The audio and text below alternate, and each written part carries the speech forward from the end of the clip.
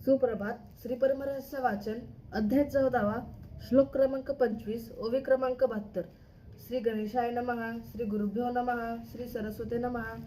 दृष्टा दृष्टिः श्रात् श्रुतं ग्रातं ग्रातं तथैव च स्पृष्टात् स्पृष्टं तुजा निद्रा नाद्रसनं तथा भुक्तात् भुक्तमाख्यातं तृप्तिं चैव तथैव हि एकः प्राणः समाख्यातः सदैव सहवर्तीनाम. दृष्टीने देखे तेथे जाण, कानी ऐके तेथे आपण, ग्राणी परिमळ घेते जाण, कोण्या तया शिवलिंगा विना जीवे शिरस घेत, स्पर्शाशी स्पर्शत तया विना तुझा नितांत, कोण तो विचारी पा.